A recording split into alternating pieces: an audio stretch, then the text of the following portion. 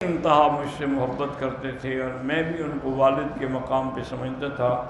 میاں الطاف حسین برخورداریہ کراچی والے آج فوت ہو گئے۔ دعا کریں اللہ ان کی مغفرت فرمائے، اللہ ان کے درجات بلند کرے، اللہ ان کو جنت الفردوس نصیب فرمائے، اللہ ان کی قبروں کو باغ جنت بنائے اور اللہ ان کے پسماندگان کو صبر جمیل عطا فرمائے۔ انہوں نے دین کی بھی بڑی خدمت کی ہے، قرآن شریف چھپوائے، بخاری شریف چھپوائی اور متعدد کتابیں، یعنی ہزار لاکھوں کی تعداد میں چھپوا کے تقسیم کی انہوں نے۔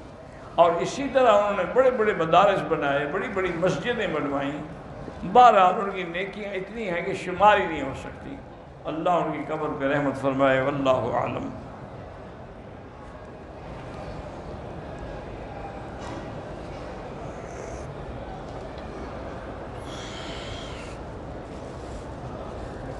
راجہ جمیل جن نے بھی دعا کے لیے کہا ہے، اللہ سب کی دعائیں قبول فرمائے۔ ایک آدمی پہ دم لگی ہے، پاکستان میں وہ دم نہیں دے سکتا، لیکن پاکستان میں جب اللہ اس کو پیسے دیں تو مکہ مکرمہ میں کسی دوست کو پیسے بھیج کے دم کروائیں۔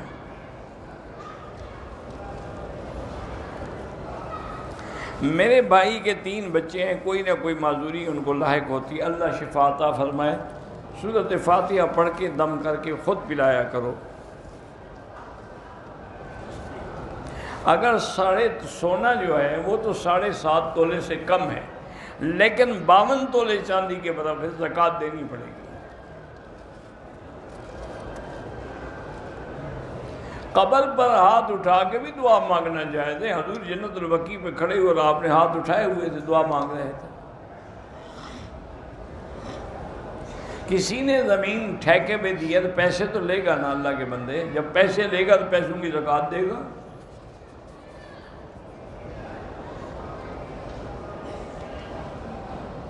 میرے خاوند نے کہا ہے کہ تم آزاد ہو، اگر تمہارے ابو کہیں تو میں طلاق دے دوں گا۔ اس کا معنی ہے کہ طلاق اس نے نہیں دی، اور آزاد کے لفظ سے نیت طلاق نہیں تھی۔ انشاءاللہ طلاق نہیں ہوگی۔ اللہ پاک ہر مسلمان کے بھائی سب کی، کسی صحابی یا رسول اللہ کو کوئی مثالہ نہیں لگایا گیا دفن کے وقت۔ مثالہ لگا کے کوئی بھی دفن نہیں کیا جاتا۔ لوگوں نے مشہور کر رکھا ہے کہ یہاں مثالہ لگا دیتے ہیں اور لاش جلدی گل جاتی ہے۔ سب کسے تم نے دیکھا ہے مثالہ لگاتا ہوا؟ وہ کون سا مثالہ ہے، کیا نام ہے اس کا؟ ایسے قصے تو نہ کیا کرو نا۔ حضرت علی کے والد اسلام نہیں لے آئے، اس لیے ان کو علیہ السلام نہیں کہنا۔ انہوں نے اسلام قبول نہیں کیا، آخری وقت تک حضور کوشش فرماتے رہے۔ وضو میں جو ہم گردن کا مسح کرتے ہیں یہ صرف فقہ حنفی میں ہے، باقی ائمہ کے نزدیک نہیں ہے۔ اور فقہ حنفی میں ہے کہ ایک روایت میں آتا ہے کہ جو آدمی گردن کا مسح کرتا ہے اللہ اس کو قیامت والے دن اغلال جہنم کے جو ہیں ان سے بچائیں گے۔ ایک بچی پریشان ہے اپنی فیملی کی وجہ سے، وہ بد زبانی کرتی، اللہ ہدایت دے، اللہ ان کے جھگڑے ختم کرے۔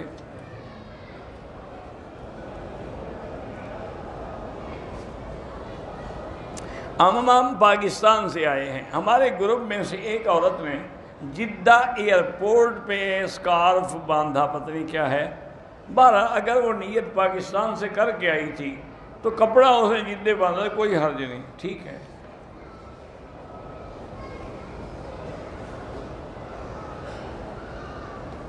ایک شخص نے کہا اپنی بیوی سے کہ اگر تم نے یہ کام نہ کیا تو تم میری بیوی ہو۔ اس عورت نے وہ کام نہیں کیا تو ٹھیک ہے، بیوی، کیوں ان جھگڑوں میں پڑتے ہو؟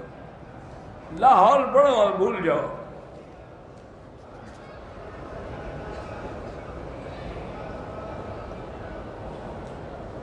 ایک عورت نے خانہ کعبہ کا طواف تو مکمل کر لیا، صفا مروہ کے 2 چکر لگائے، باقی نہیں لگائے، دم پڑ گئی۔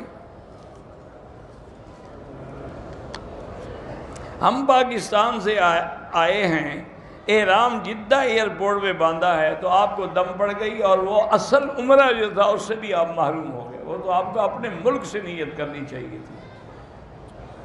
عورت نے بھی نہیں باندھا، اگر جدے سے باندھا ہے تو اس پر بھی دم ہے۔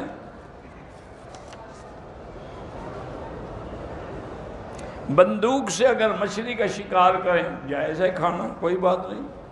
جب ہر شکار جائز ہے تو مچھلی کا شکار بھی جائز ہے۔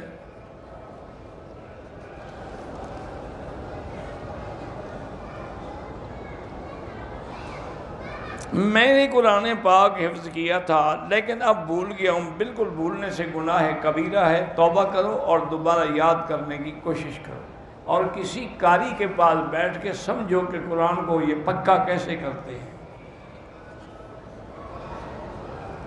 میں نے مسجد عائشہ سے عمرہ کیا، طواف بھی کیا، صفا کی، اس کے بعد کھجور کھا کے پانی پیا، حل کرنے کے بعد نہانے سے پہلے احرام کی حالت میں کھانا منع تو نہیں ہے؟ آپ تو پاکستان سے جب احرام باندھ کے آتے ہیں پہلے ہی جہاز میں روٹی کھانی شروع کر دیتے ہیں، تو پھر منع کیسے ہوا؟ آپ تو ابتدائی وہاں سے کرتے ہیں، اور ماشاءاللہ کتنے خوش نصیب ہمارے حاجی ہیں کہ غیر محرم عورت کے ہاتھ سے کھاتے ہیں۔ وہ کھانا جو ہے یار ہوسٹس دیتی ہے نا، جس کو دیکھنا بھی حرام ہے اس کے ہاتھ سے کھانا کیسے جائز ہے؟ میں ایک دفعہ پتہ نہیں امریکہ سے آ رہا تھا، اللہ کی شان یہ ہے کہ فرسٹ کلاس میں کوئی بندہ ہی نہیں تھا، صرف میں اکیلا تھا۔ بہرحال تھوڑی دیر گزری تو یہ ہوسٹس آئی، اس نے کہا کہ حضرت آپ کیا کھائیں گے؟ میں نے کہا بیٹی میں نے کچھ بھی نہیں کھانا، مجھے نیند آئی ہوئی ہے، میں کئی دن جلسے کر کر کے جاگا ہوا ہوں، بس مہربانی کریں مجھے سونے دیں۔ اور نے کہا جی مجھے پائلٹ نے ہدایت کی ہے کہ میں مکی صاحب کا خصوصی خیال رکھو اور خود اور جو چیز کہیں وہ پکا کے پیش کرو۔ میں نے کہا بیوی میں نے نہیں کھانا ہے۔ انہوں نے کہا جی میں آپ کو اپنے ہاتھ سے کھلاؤں گی۔ میں نے کہا تمہارے ہاتھ سے کھانے سے میں کوئی بزرگ بن جاؤں گا؟ میں تو اور گناہگار ہو جاؤں گا تمہارے ہاتھ سے کھانے سے۔ بہرحال اس نے کہا جی آپ کی مرضی۔ میں نے کہا بس میری مرضی یہی ہے، مہربانی کر کے مجھے تنگ نہ کرو اور مجھے آئندہ آ کے ڈسٹرب نہ کرنا، کیونکہ اس پورے ایریے میں کوئی بندہ اور نہیں ہے، تو ایک اکیلی عورت ہو، اکیلا مرد ہو، تیسرا پھر شیطان ہوتا ہے۔ اس کو بھی پھر بات سمجھ آ گئی، اللہ جزائے خیر دے، وہ پھر تنگ نہیں کیا۔ بہرحال ایک آدمی نے بینک سے سود لیا ہوا ہے، اگر ہم قربانی میں اس کو شریک ہے، اللہ کے بندے گناہگار ہے، کافر تو نہیں ہو گیا کہ قربانی میں وہ شریک نہیں ہو سکتا۔ طواف کے دوران کعبے کو نہ دیکھیں، قدم زمین نظر نیچے رکھیں، چونکہ طواف نماز کے حکم میں ہے، اور نہ مقام ابراہیم کو ہاتھ لگائیں۔ طواف میں 7 چکر ہوتے ہیں، 8 لگاؤ گے تو سنت رسول کی مخالفت کرو گے۔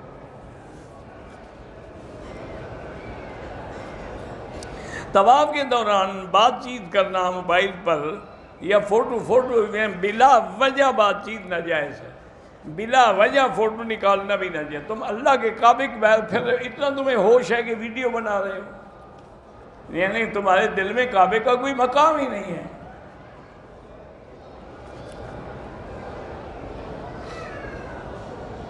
میرے بھانجے مبشر لقمان کا قانون کا اللہ کامیاب کرے۔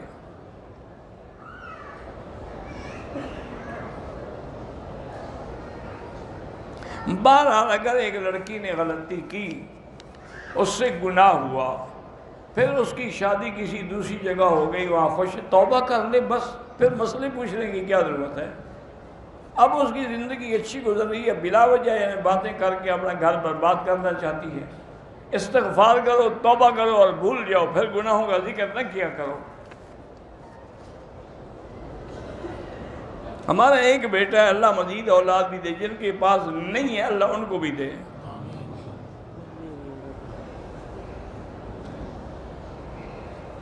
ایک آدمی کی بیوی کو کم از کم 20 سال سے بھی زیادہ عرصہ روٹھے ہوئے ہو گیا ہے، اب وہ طلاق دینا چاہتا ہے، بالکل طلاق دے، باقی حق المہر تو اس کو دینی ہی دینی ہے۔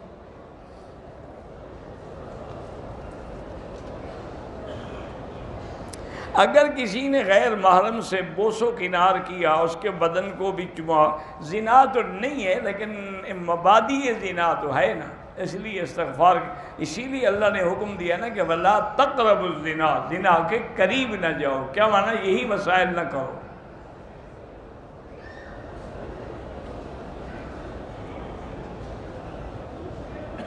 ایک آدمی اپنی بیوی کی ہر ضرورت پوری کرتا ہے لیکن نان نفقے کے علاوہ بھی اس کو کچھ دینا چاہیے. ہاں اس کو نان نفقے کے علاوہ بھی کچھ نہ کچھ دیا کریں تاکہ اسے احساس ہو کہ یہ میری چیز ہے. میرے والد نے اپنی زندگی جائیداد 11 کروڑ میں 6 لاکھ، ایک بھائی 4 لاکھ دوسرے بھائی کو اور 4 بہنوں کو 20-20 لاکھ دیے. یہ بالکل غلط ہے. مقامی عالم سے جا کے فتویٰ لکھا کے اس پہ عمل کرو. میں نے اپنی بیوی کو حق المہر جو ہے 10,000 پاؤنڈ کی جیولری دی تھی. اب وہ فوت ہو گئی ہے تو وہ جیولری میں رکھوں، تم کیوں رکھو؟ وہ تو اس کی ہے. اس کی اولاد کو دو، وارثوں کو دو، کوئی نہ ہو تو خیرات کرو. تمہاری تھوڑی ہے، تم نے تو حق المہر میں دی تھی. فرض نماز کے بعد دعا بالکل کر سکتے ہیں چونکہ حدیث پاک میں ہے کہ نماز کے بعد دعا جو ہے وہ قبول ہوتی ہے. مسجد شہید ہو گئی، اس کا سامان گھر میں استعمال کریں، اپنے خریدا ہے تو استعمال کریں ورنہ اس کو کسی مسجد میں لگائیں.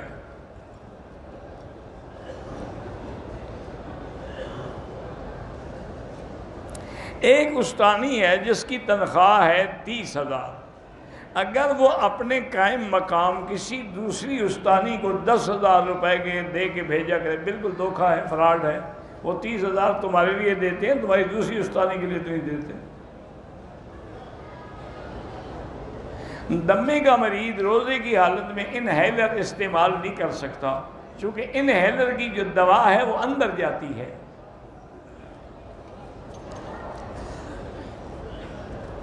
میں سورۃ البقرہ روزانہ پڑھتا ہوں، اس کا ثواب حضرت آدم سے لے کر حضور صلی اللہ علیہ وسلم کی اور ان کی بخش. اچھا ہے، ٹھیک کرتے ہو.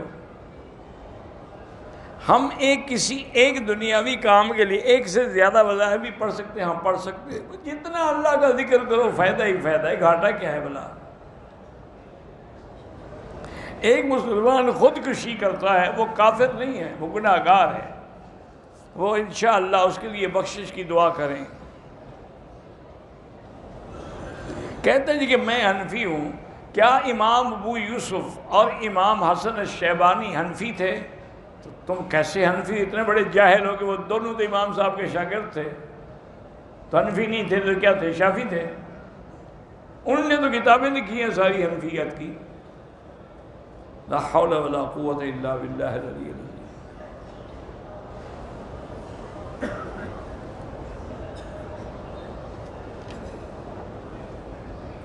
کہتے ہیں جی کہ ایک ہندو روزانہ کلمہ پڑھتا ہے، کلمہ توحید کا ورد بھی کرتا ہے اور کہتا ہے کہ یا اللہ یہ میری امانت ہے، مجھے حالت نظم میں واپس کر دیں. تو اسے اللہ کلمہ نصیب کرے گا. بالکل جب پڑھ رہا ہے کلمہ تو اور نصیب کیسے کرے گا؟ وہ مسلمان ہے. ہماری بیٹی کا امتحان ہے، اللہ کامیاب کرے.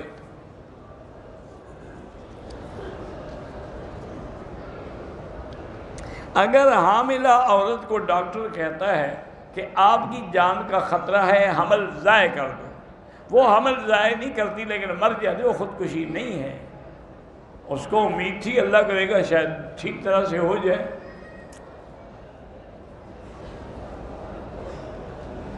جو پیسہ عورت کو والدین کی طرف سے ملا، شوہر کہتا ہے کہ اگر تم نے یہ پیسہ استعمال کیا کہ یعنی یہ پیسہ استعمال نہ کرے، کیا کرے؟ یعنی والدین کے پیسے تمہیں دے دے. یا وہ اس لیے کہتا ہے کہ تم وہ پیسے محفوظ رکھو، تمہارا خرچہ میں کروں گا. کوئی بات واضح کرو نا. کہنے کا مقصد کیا ہے؟ ہر بات میں ان کو طلاق کی یاد ہے بس. ہارون آباد میں مدرسہ بنا رہا ہوں، اللہ کامیاب کرے. لوگ کہتے ہیں کہ علماء کرام کا سیاست میں کیا کام ہے؟ علماء نہیں آئیں گے سیاست میں تو پھر یہی ہوگا جو حشر ہو رہا ہے. جب لوگ آئیں گے غلط تو نتیجے بھی غلط نکلیں گے.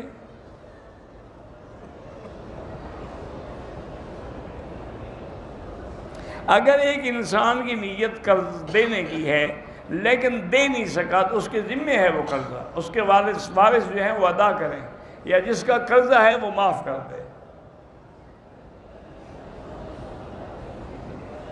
کسی کو تکلیف دے بات کرے تو صبر کرنا زیادہ بہتر ہے.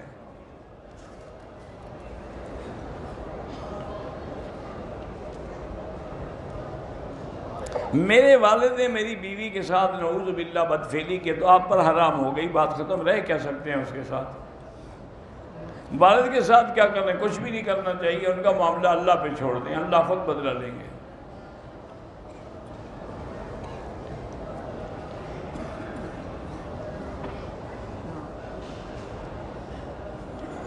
لڑکی کی عمر 25 سال ہے اور 40 سال کے لڑکے سے شادی کرنا چاہتی ہے، 3 سال سے جانتے ہیں، آپس اکثر لڑائی رہتی، تو استخارہ کرے، اگر خیر ہو تو کر لے، نہ ہو تو نہ کرے۔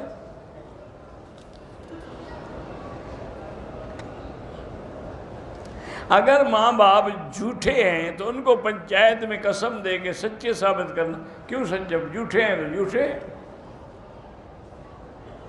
میں نے اپنے والد کے سامنے بدتمیز والد صاحب سے معافی مانگی، بہرحال جب انہوں نے معاف کر دیا تو اللہ کا شکر ادا کرو۔ ہمیشہ باوضو رہنے کے لیے اگر ضرورت ہو تو استنجے کرے، ورنہ نہ کرے۔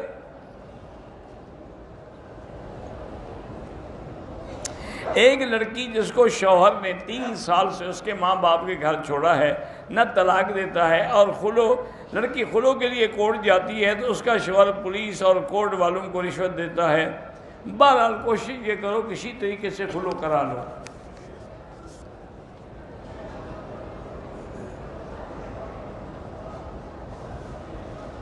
فقہ کی وجہ سے تو کوئی تفرقہ پیدا نہیں ہوا، تفرقہ پیدا ہوا ہے تمہارا انکار کرنے سے۔ یہ سارے فرقے کب پیدا ہوئے؟ انگریز کے بعد۔ پہلے تو کوئی فرقہ نہیں تھا، جھگڑا بھی کوئی نہیں تھا۔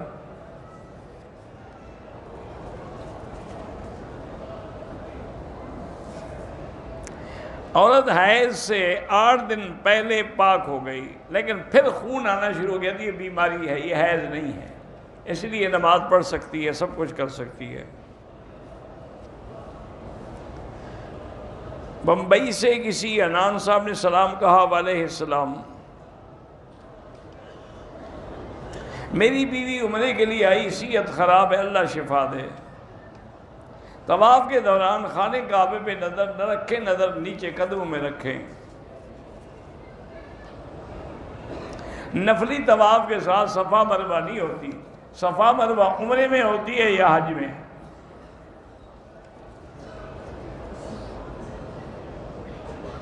بلوچستان سے مبین احمد نے سلام کہا ہے، وعلیہ السلام،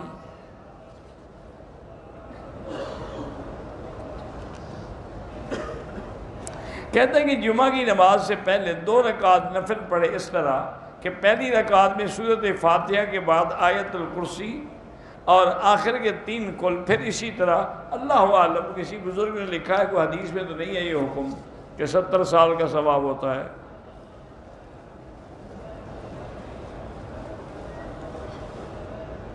بہرحال مکے کے علاوہ اگر آدمی گناہ کرتا ہے تو اس کے فوراً بعد فرشتہ نہیں لکھتا، یہ نہیں کہ ایک دن نہیں لکھتا، دوسرا فرشتہ اس کو کہتا ہے کہ صبر کرو شاید توبہ کر لے۔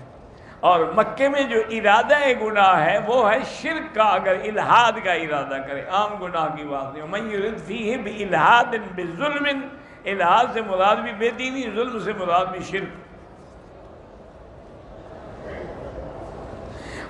جمعہ کے دن عصر کی نماز کو 80 مرتبہ 80 سال کے گناہ معاف ہو جاتے، اللہ عالم، لیکن درود شریف پڑھا کرو۔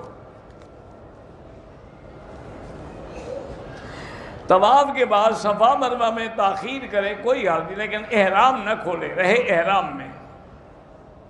جبل ابی قبیس کیا ہے؟ پہاڑ ہے، اور کیا ہے؟ دار ارقم کیا ہے؟ وہ ایک حویلی تھی جس میں حضرت عمر اسلام لائے تھے، وہ تو اب سب حرم میں شامل ہو گئے۔ ایک آدمی نے حلق سے پہلے عمرے کا احرام کھول دیا، 3 دن کے بعد حلق کیا، صاف ظاہر ہے کہ اس نے گناہ کیا ہے، غلطی کی ہے، دم پڑ گئی۔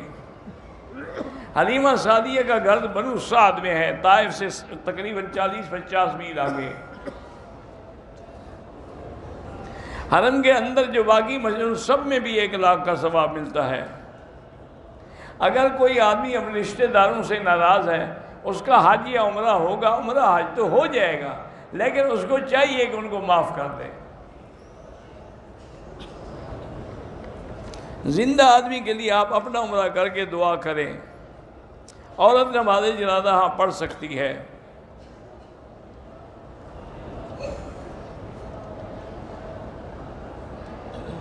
بہرحال کہتے ہیں جی احمد رضا خان کے قرآن کا جو ترجمہ لکھا ہے اس میں کہتے ہیں کہ میلاد کا حکم ہے۔ گزارش یہ ہے کہ کون سی آیت ہے جس میں میلاد کا حکم ہے؟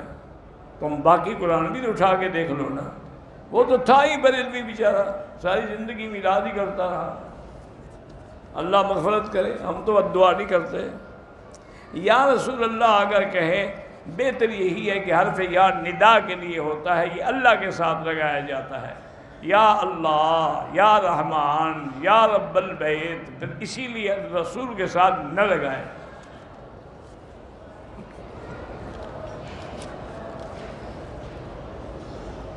آپ دینی مسائل کا بہت ہی آسان حل بتاتے ہیں، اللہ آپ کو وصیت دے، جزاک اللہ۔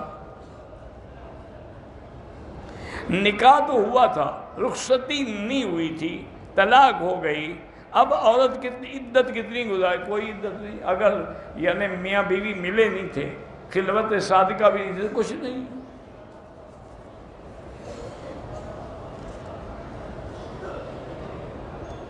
اگر ایک آدمی نے اپنی بیوی کے ساتھ عمرہ کیا تو اب خاوند اپنی بیوی کے بال کاٹ سکتا ہے؟ کیوں نہیں کاٹ سکتا ہے؟ سڑک پر جو لوگ نماز پڑھتے ہیں، اللہ قبول کرے اور کیا کہیں، اگلی صف نظر آئے تو نماز ہو جاتی ہے، نمازی کے آگے نہ گزریں۔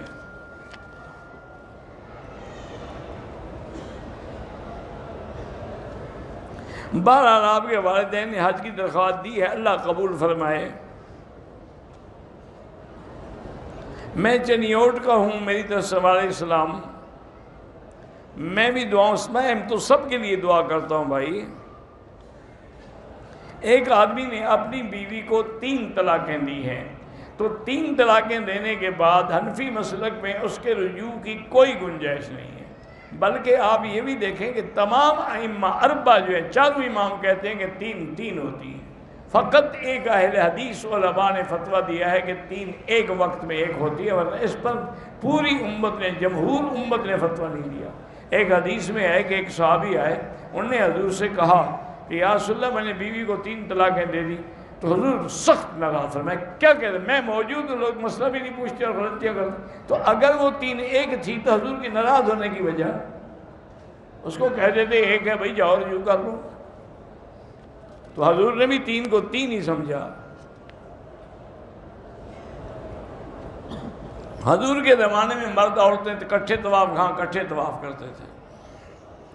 کوئی ترتیب ایسی بن سکتی ہے کہ عورتوں کی تو یہ تجویز لکھ کے حکومت کو بھیجو، مجھے کیا کہتے ہو؟ مسجد حرام میں جہاں ہم جوتے رکھتے ہیں، پھر ہمیں جوتے نہیں ملتے، چونکہ آپ کو وہ جگہ ہی نہیں ملتی تو جوتے کیسے ملیں؟ یا تو آپ گیٹ نمبر لکھیں، جوتے رکھنے والی جگہ جو ہے اس کا بھی نمبر لکھیں، پھر ملیں گے۔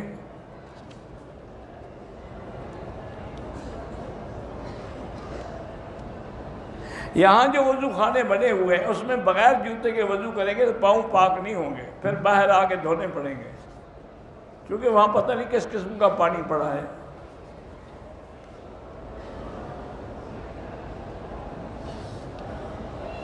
میرے والد نے میری شادی میری مرضی کے بغیر ایک جگہ طے کر دی ہے، میں بار بار استخارہ کرتا ہوں، شادی کے لیے دل مطمئن نہیں ہوتا تو خود بخود رک جائے گا، تم جھگڑے میں نہ پڑو، بس استخارہ کر کے چھوڑ دو اللہ پر۔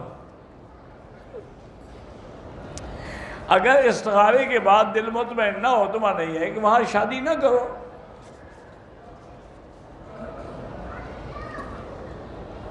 مولانا عبد المجید صاحب بہرحال اللہ جائے خیر دے، اللہ سب بیماروں کو شفا دے،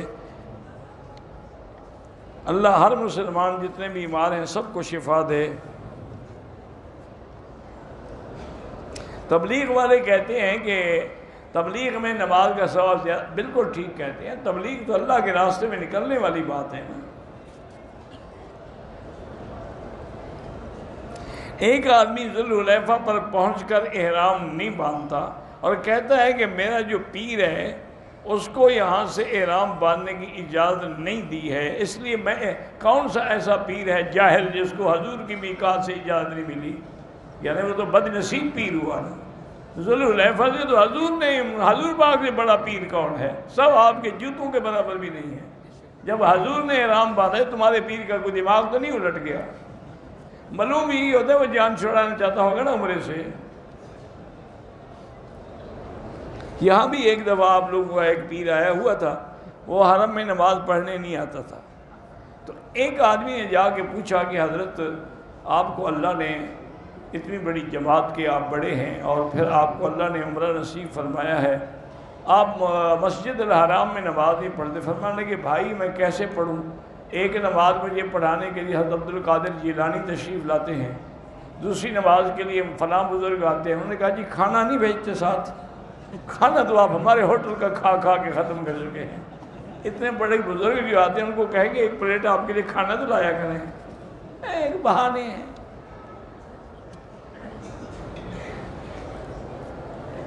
ہم جیرانہ گئے تھے، وہاں سے احرام نہیں باندھا، کوئی حرج نہیں، جیرانہ میقات نہیں ہے.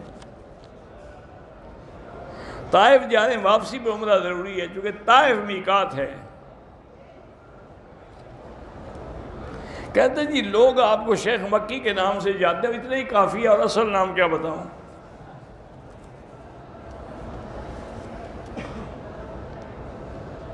دو خاندانوں میں محبت ہو جائے تو یا لطیف ہو یا ودود پڑھ کے دعا کیا کرو.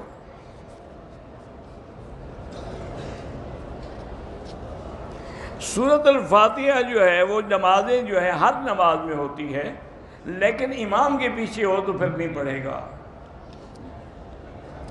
وتر کی 3 رکعتیں اکٹھی پڑھیں تو حنفی مسلک میں افضل ہے، باقی ایک رکعت پہ سلام پھر الگ پڑھیں وہ بھی جائز ہے. جہاں جمعہ کی شرائط نہ ہوں وہاں جمعہ نہ پڑھیں. بعض لوگ جو ہیں وہ بڑے بڑے بزرگوں کی مثال دیتے ہیں کہ فلاں بزرگ نے ایسی جگہ جمعہ پڑھا تھا.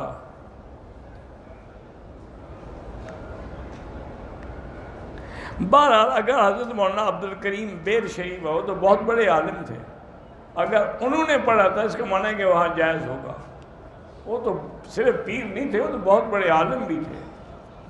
حضرت حلیجوی بھی بہت بڑے عالم تھے، صرف پیر نہیں تھے. بلکہ یعنی ایک بزرگ نے مجھے کہا کہ حضرت سے کسی نے مسئلہ پوچھا تو میں بھی موجود تھا، ترمذی شریف کی حدیث تھی، تو حضرت نے جب تقریر کی نا اس دن مجھے سمجھ آیا کہ ہم تو جاہل ہیں، ہم نے تو آج تک ترمذی سمجھی نہیں. اتنا بڑا علم تھا. میں نام نہیں لیتا دوسرے بزرگ کا توہین نہ ہو. تعزیت کے لیے ہاتھ اٹھا کے دعا مانگنا ضروری نہیں ہوتا. اور کہتے ہیں کہ 3 دن کے لیے جو لوگ آتے ہیں تو ان کے لیے کھانا بھی اور بوتلیں بھی چلتی رہتی ہیں. اگر وہ میت کے گھر سے کھا رہے ہیں تو حرام ہے. اگر میت کا کوئی دوسرا عزیز رشتہ دار کھلا رہا ہے تو کوئی حرج نہیں. ہندوستان کے حالات واقعی بہت خراب ہیں. اللہ ہندوستانی مسلمانوں پہ، کشمیری مسلمانوں پہ، فلسطینی مسلمانوں پہ رحمتیں فرمائیں. اور ہم بے بس ہیں، یعنی کوئی بھی ایسا آدمی پیدا نہیں ہوا جو ایسے مسائل میں کھڑا ہو سکے. تو اس لیے بس رو رو کے اللہ سے دعائیں مانگیں، اور ہر مسجد میں دعائے قنوت نادرہ پڑھ کے دعا مانگیں تاکہ اللہ مسلمانوں کے دشمنوں کو ہلاک و برباد کرے. نظر بد کے بارے میں لاحول پڑھا کریں. میرے بیٹے کا نام ابو بکر ہے، ابو بکر کے نام اس کو تبدیل کرنا چاہتے ہو، بڑے بدقسمت ہو. ابو بکر تو سب سے بڑا ساتھی ہے حضور کا.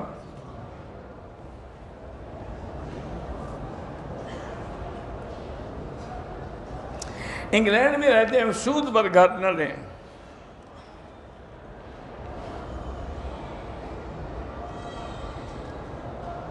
پتہ نہیں حضرت کسی کی ماں اپنی اولاد کو منافقت کہیں، پتہ نہیں، اللہ ہدایت دے. مجھے تو سمجھ نہیں آیا کیا لکھا ہے. میری بچی ہے 4 سال کی، ہو گئی 7 سال چل رہی، اللہ شفا عطا فرمائے. لاہور ایئرپورٹ سے احرام باندھا، مکہ ہوٹل پہنچنے پر کچھ دیر بعد احرام کی دونوں چادریں کھول دیں، 2 منٹ بعد پھر احرام باندھا، کوئی دم شم نہیں. بیت الخلاء میں یا نہانے کے دوران گھر والے کوئی بات پوچھیں جواب دے سکتے ہیں؟ ہاں دے سکتے ہیں.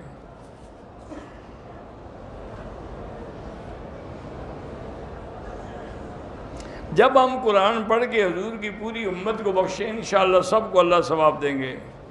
پاکستان سے آئے مسافر ہیں، نماز قصر پڑھیں گے۔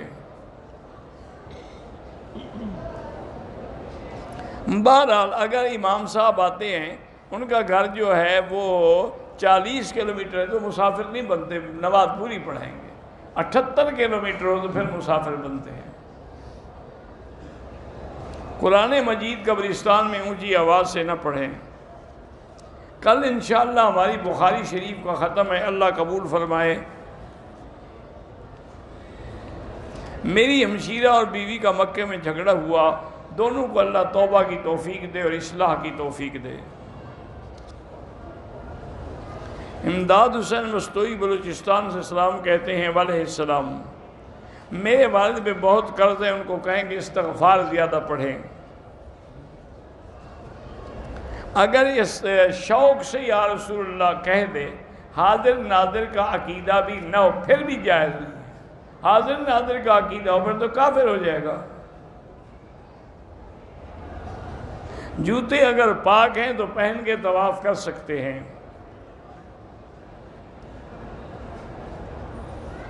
میں حافظ قرآن ہوں تو آپ اللہ سے سورۃ الرحمن پڑھ کے دعا کریں کہ اللہ آپ کو صالحہ عالمہ لڑکی عطا فرمائے۔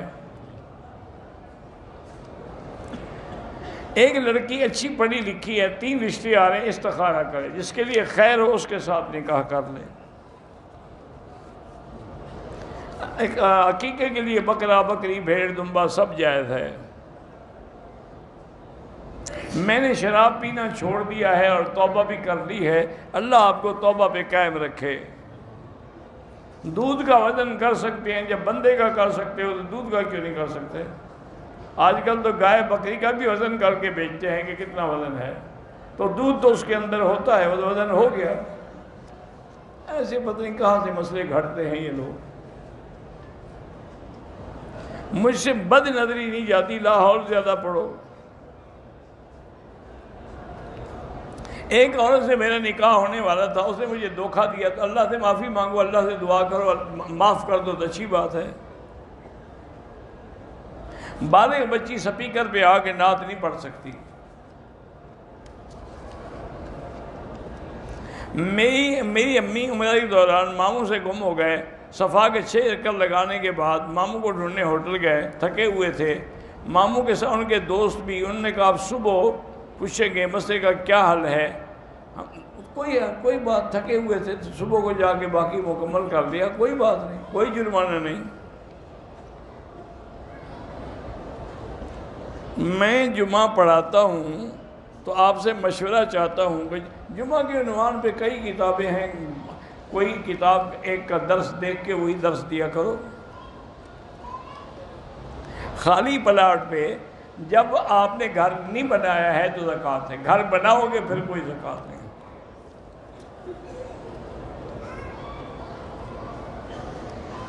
میرے 2 چچا ہیں، دونوں کی بیٹیاں ہیں۔ میرے والد جس چچا کی بیٹی سے نکاح، میری خواہش استخارہ کرو بس، پھر آپ اس کے بعد اپنے والدین کی بات مانو۔ کہتے ہیں جی کہ ایک روایت بیان کی جاتی ہے کہ حضرت بلال حضور کی سواری کی لگام پکڑ کے جنت میں جائیں گے، یہ تو نہیں ہے، تو کسی مولوی نے ویسے بطور بات سمجھائی تھی، بھی خادم تو آگے چلتے ہیں نا، یہ نہیں ہے کہ واقعی حضور سوار ہوں گے اور خطرہ ہوگا کہ سواری بھاگ نہ جائے تو بلال نے رسی پکڑی ہوئی ہوگی۔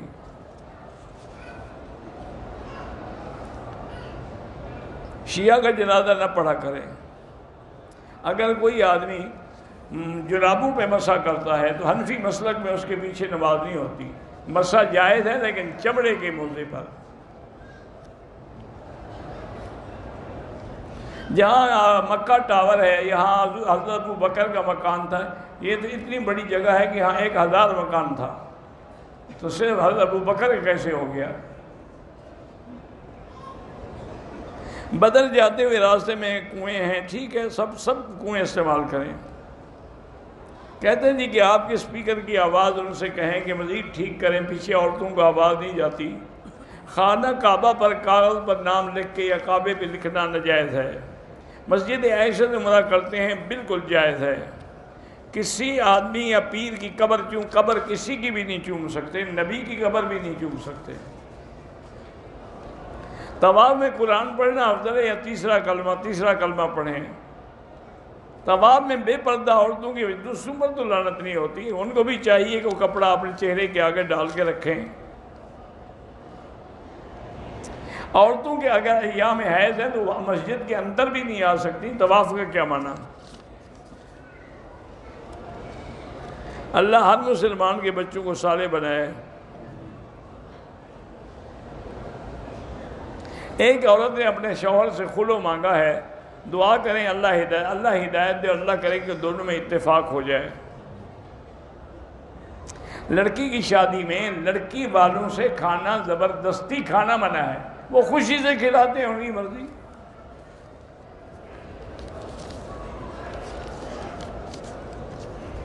میں ریاض سے آیا، 2 دن پہلے احرام نہیں باندھا، حرم میں داخل ہو گیا، پھر مسجد سے احرام باندھ کر عمرہ کیا، حج بھی کیا۔ حج میں پہلے دن شیطان کو کر کے ہماری دوسری دفعہ بخار سے نہیں جا سکا، میری جگہ دوست نے ہماری، ٹھیک ہے کوئی بات نہیں، کوئی دم نہیں۔ میرا لڑکا 4 سال کا بات، اللہ شفا عطا فرمائے، عورتوں کا قبرستان میں جانا منع ہے، حجر اسود کا بوسہ ضروری نہیں ہے، اگر عورت رش ہے دور سے اشارہ کر دے۔ زمزم کے پانی میں کھانا پکا سکتے ہیں، ہاں جی پکا سکتے ہیں۔ اللہ تمام مسلمانوں کے احوال پہ رحمت فرمائیں۔ اگر صفا کرنے کے بعد حلق نہیں کرایا تھا، پہلے مونچھیں کاٹ دی، پھر دم پڑ گئی،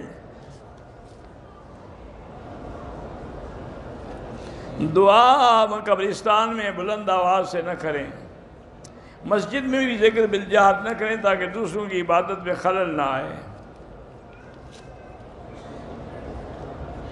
روضہ رسول اللہ پر جا کے مسجد نبی میں قرآن سنائیں، روضے پر تمہیں 2 منٹ نہیں کھڑے ہونے، تم وہاں کھڑے ہو کے قرآن پڑھو گے۔ عمرہ مکمل کرنے کے بعد کوئی تلبیہ نہیں ہوتا، جب تلبیہ نیت کی جاتی ہے اس وقت پڑھا جاتا ہے لبیک اللہم لبیک، اور جب آپ حرم میں آتے ہیں تب آپ شروع کرتے ہیں، کعبے پہ نظر پڑتی ہے تو لبیک بند ہو جاتی ہے۔ واللہ اعلم۔ اللہم صلی علی سیدنا محمد وعلی آل سیدنا محمد وبارک وسلم۔ اللہم انت ربی لا الہ الا انت الاحد الصمد الفرد الذی لم یلد ولم یولد ولم یکن له کفوا احد۔ اللہم انا نسألک باسمائک الحسنى وصفاتک العلی، اللہم انا نسألک موجبات رحمتک وعزائم مغفرتک والسلامت عن کل اثم والغنیمت عن کل بر۔ اللہم لا تدع لنا ذنبا الا غفرتہ ولا ہما الا فرجتہ ولا عیبا الا سترتہ ولا کربا الا نفستہ ولا ضالا الا ہدیتہ ولا فسادا الا اصلحتہ ولا میتا الا رحمتہ ولا حیا الا ہدیتہ ولا حاجة من حوائج الدنیا والآخرہ الا قضیتہا یا ارحم الراحمین یا ارحم الراحمین یا اکرم الاکرمین یا اجود الاجودین۔ لا تجعلنا وزغة للمازغین، لا تجعلنا عقرة للآکلین، لا تجعلنا فتنة للقوم الظالمین۔ اللہم انک عفو کریم عظیم تحب العفو فاعف عنا۔ اللہم انصر الاسلام والمسلمین، اللہم احفظ سائر بلاد المسلمین، هذا البلد الامین فاجعلها آمنا مطمئنا سخاء رخاء الى یوم الدین۔ یا اللہ بیماروں کو شفا عطا فرما، یا اللہ ہماری ظاہری باطنی روحانی جسمانی بیماریاں پریشانیاں دور فرما، یا اللہ بے حیاؤں کو حیا عطا فرما، بے اولادوں کو اولاد صالح عطا فرما، یا اللہ جن کے گھروں میں لڑکیاں ہیں ان کو خیر کے رشتے نصیب فرما، بے روزگاروں کو روزگار نصیب فرما، قرض داروں کے قرض عطا فرما، یا اللہ پوری دنیا میں جہاں مساجد ہیں مدارس ہیں دین کے ادارے ہیں ان کی حفاظت فرما، دین کے کام کرنے والوں کی حفاظت فرما، یا اللہ علماء کی حفاظت فرما، یا اللہ پاکستان کی حفاظت فرما، یا الہ العالمین مسلمان کشمیر میں ہیں، فلسطین میں ہیں، برما میں ہیں، ہندوستان میں ہیں، عرب میں ہیں، عجم میں ہیں، افغان میں ہیں، ان سب کی جان مال آبرو عزت کی حفاظت فرما۔ ربنا تقبل منا انک انت السمیع العلیم وتب علینا